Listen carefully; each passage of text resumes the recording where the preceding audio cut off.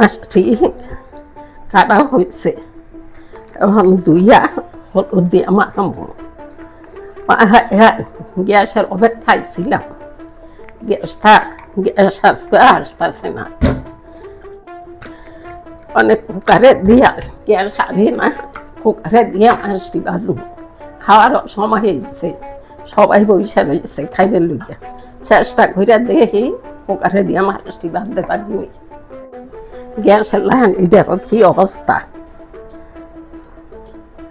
খাওয়ারও time, gas অপেক্ষায় বয়ে রয়েছে সকাল অস্থির। লবণ দিয়া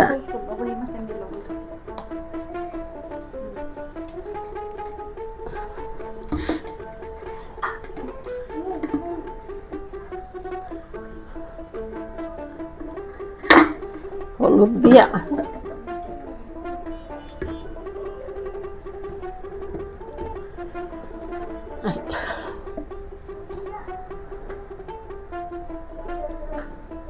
হলুদ মরিচের গুঁড়া লবণ দিয়া মাখাই। বাইকে থাকলেও হইব, নাই বসে থাকতে হইব। গ্যাস আইব কোন বেলা ভাগ করবো, দেখি কিছু তলায় রাখছে কি এক ভাগ করে কয় পারে, এটার মধ্যে মাছ ভাত হইব। আমাদের দুপুরের রান্না সকাল 9টার মধ্যে কমপ্লিট হয়ে যায়, যেহেতু গ্যাস ইস্যু।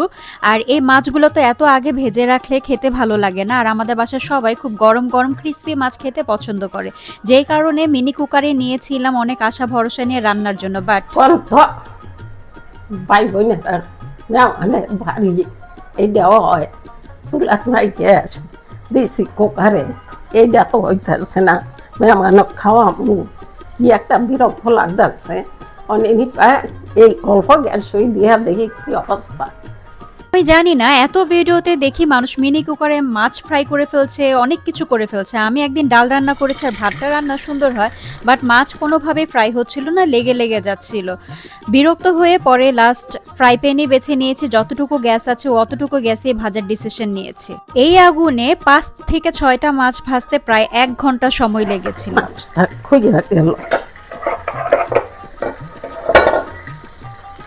আগুন না থাকলে আমার তরাই যায় কি বলব।